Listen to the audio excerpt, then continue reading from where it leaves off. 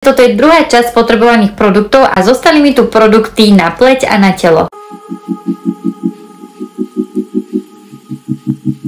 Neviem, či budete poznať túto značku, je to značka Babe a toto je konkrétne micelárny gel, vyčistí vám pokožku po make-upe, ale aj keď si nedávate make-up, je perfektný, ak si robíte napríklad double cleansing metódu, tak ako druhý krok vás baví úplne všetkého make-upu. Tento produkt je založený na micelách, čiže je veľmi dobrý aj pre citlivú pokožku. Má takú gelovitú štruktúru a keď si ho dáte na navlhčenú pokožku, tak sa vám potom zmení ako keby na takú penu. Zbaví vás make-upu bez podraždenia očí alebo pokožky.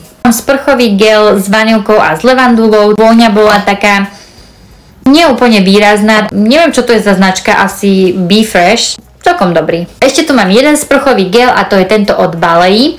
Podľa mňa má veľmi peknú vôňu, takú podobnú Nivei. Moju pokožku trošku vysušoval, ale tá vôňa bola veľmi príjemná, aj konzistencia toho sprchového gelu bola fajn. No, musela som si trošku zapnúť svetlo, lebo mi došli baterky. Sérum od Balei, je to Vital Plus ceramidové sérum. A toto sérum bolo ako keby taká rečšia konzistencia krému a dobre sa na pleti strebávalo a zanechalo taký hladký pocit na pleti. Obsahuje teda tie ceramidy, ktoré majú chrániť pokožku a tiež regenerovať. Celkový pocit bol taký príjemný a aj taký vyhladený pocit na pleti.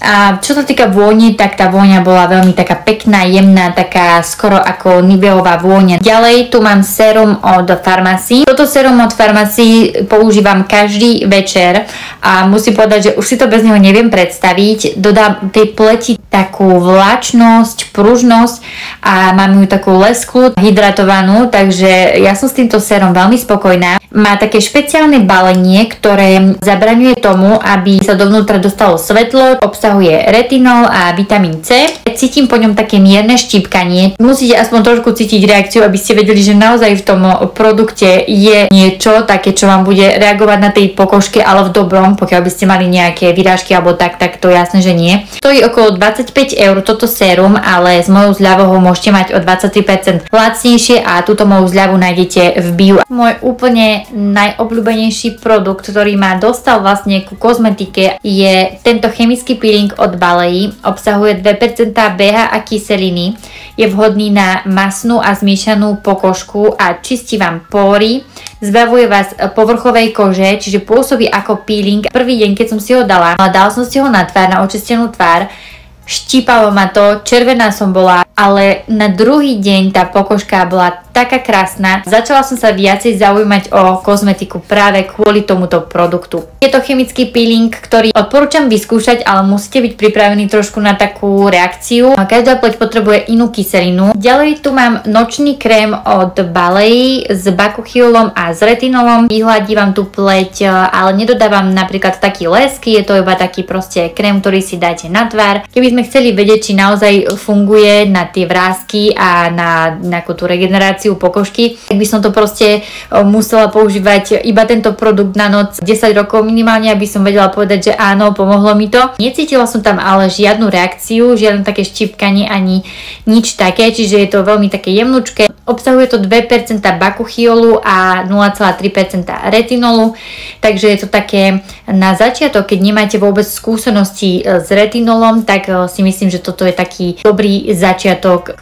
retinolu, používania na noc. Krém s detoxikačným a zvlhčujúcim účinkom. Je to multiochranný krém od značky Babe, ktorú mám naozaj veľmi rada. Obsahuje zložky, ktoré chránia vašu pokožku, štruktúru pokožky, vyhladzuje vám tú pleť. Denný krém, ktorý má SPF 30, to je skôr na takú zrelšiu pleť, suchšiu, ktorá potrebuje naozaj výživu, ale tak môžete si ho dať v ktoromkoľvek veku si myslíte, že to potrebujete. Bol to taký hustejší krém, mal som z neho pocit mäkká, pružná pokožka, taká hydratovaná, až taká hodvábna tá pleť. Takže ak túto značku nepoznáte ale chcete také fakt, že kvalitnejšie produkty, tak určite vám odporúčam siahnuť po tejto značke, ktorú nájdete v lekárniach.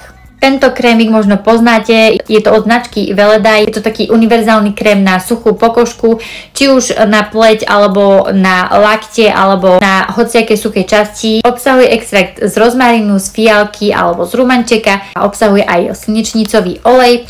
Je naozaj veľmi taký výživný, má krásnu citrusovú vôňu, takú bylinkovo-citrusovú. Mám pocit, ako keby som bola niekde v saune. Tak to taký hustejší krém, ktorý keď som si dávala na tvár, tak sa mi zle rozotieral, ale keď som si ho nehala chvíľu na tej tvári a on s tým mojím teplom sa začal ako keby tak roztápať a potom som si ho tak masírovala do tej pokožky a naozaj tá pokožka je maximálne hydratovaná s týmto krémikom. No a dostávame sa k poslednému produktu a toto je Garnier nočné sérum s vitamínom C, obsahuje 10% čistého vitamínu C a ono to bolo také hnedé, takéto. Tento vitamín C som dostala na testovanie od stránky O2 Test a musím povedať, že som si ho veľmi, veľmi obľúbila. Je trošku taký lepkavý, keď si ho na tú pleť dáte. Ja som to brala ako výhodu, pretože potom som si na to dala krém a ja som mala pocit, že tú pleť mám ako keby takú zafixovanú. Vitamín C sa má používať väčšinou ráno, pretože on má antioxidačné účinky a ochráni vám tú pleť. Ale na večer som mala z neho pocit, že fakt mi tú pokožku tak regeneruje, rozjasňuje tú pokožku. Mne veľmi vonia. Treba ho spotrebovať do 3 mesiacov a pred koncom tej doby spotreby som už